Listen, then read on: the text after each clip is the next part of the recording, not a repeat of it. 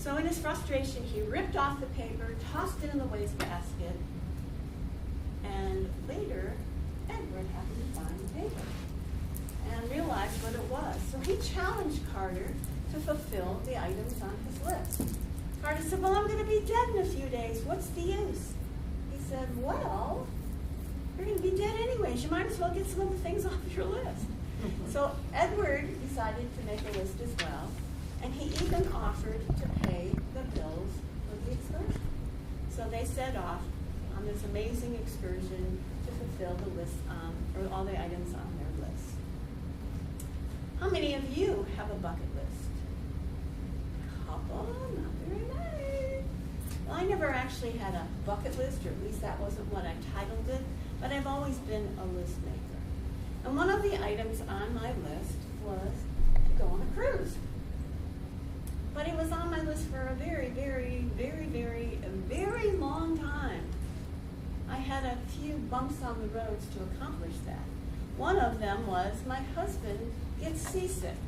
So the idea of going on a ship where he couldn't leave for a week just absolutely did not appeal to him whatsoever. Plus, I didn't have an Edward to foot the bill for all my wonderful desires. But one day, about a year and a half ago, my daughter sent me an email from a mutual friend of ours who was organizing a cruise. At first, I didn't give it too much thought. I looked at the material, but didn't think about it much.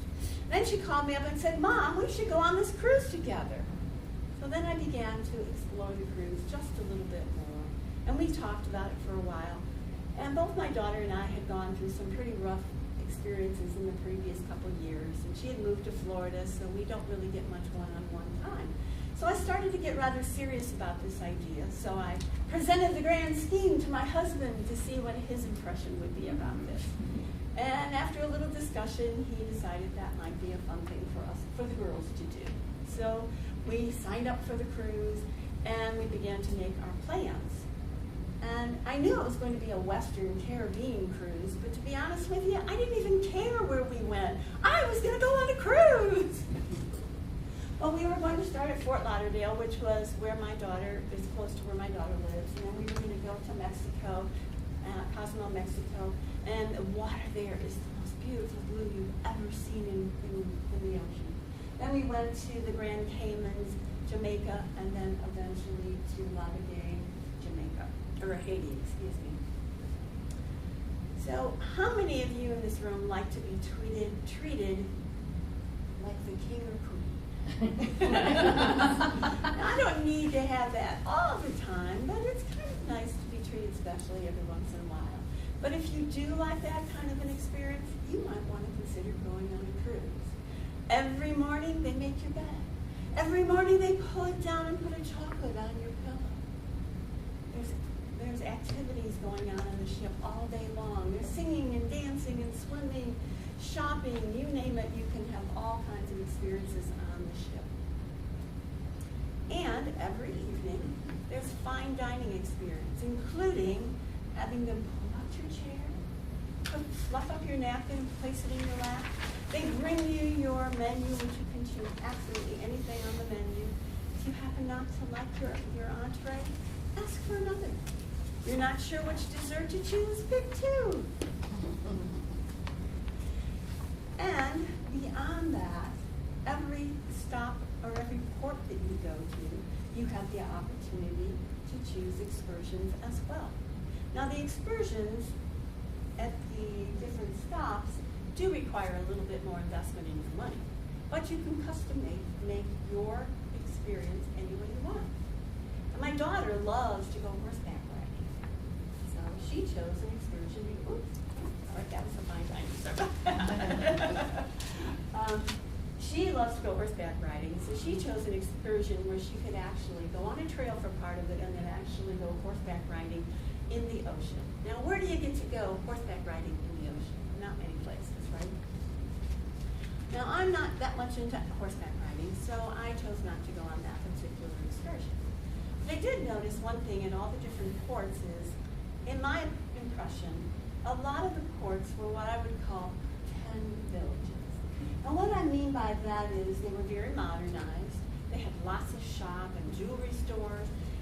and the restaurants were very Americanized, the Hard Rock Cafe, Margaritaville. And so I really wanted to get a feel for what the real community looked like, what the people really lived like, and so on. So I went on a tour of Jamaica. And as you can see, you're a young men, well, a little hard to tell, but they're young men in an alleyway making shoes. So I really got to see that it was a very poor community. And our tour guide explained to us that it was a very poor community, but the people of this community were very positive. They believed that there really weren't problems, they were just challenges to overcome. So I purchased this little fellow that says, "No problems," because for a couple reasons. Number one, it helps me to remember that my life is pretty darn good compared to other places in the world. And to remember that if people in a community like this that are very poor can look through life as no problems, I can begin to think more positively in my experiences as well. How many of you, especially the older people in this room, remember The Undersea World by Jacques Cousteau? Come on, a couple of you do, yeah? Well, Jacques would take his divers into the water and have experiences where they got to see the coral reefs and the animals and whatnot. So I always wanted to do something like that. So we signed up for an excursion to go snorkeling. Now, I'm a pretty good swimmer, but I was a little surprised. It was a little bit more challenging than I thought it would be because you have to hold the mask in a certain way to bite down. And if you don't, the water goes in your nose and your mouth. But by the second half of the trip, I got it down pretty well, and I was able to enjoy the trip a little bit more.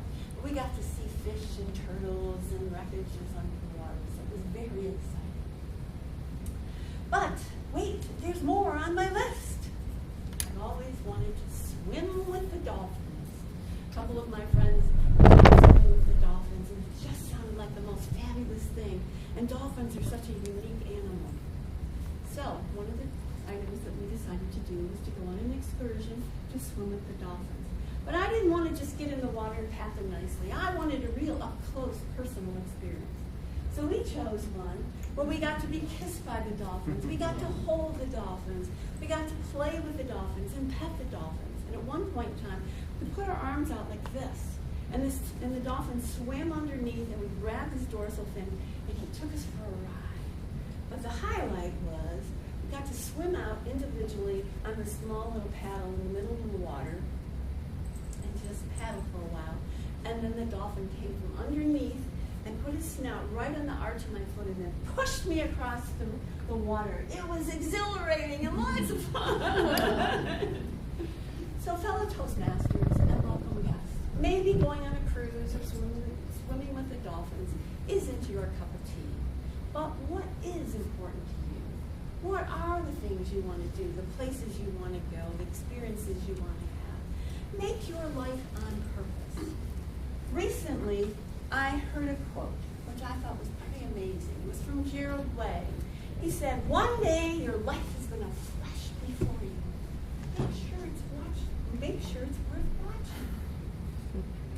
So today, I invite each of you to go home, take out a piece of paper and a pen, and start making a list of the things that are important to you, that you want to do before you take the bucket. And as for me, I think Hawaii is the next excursion for me. Do you want to come?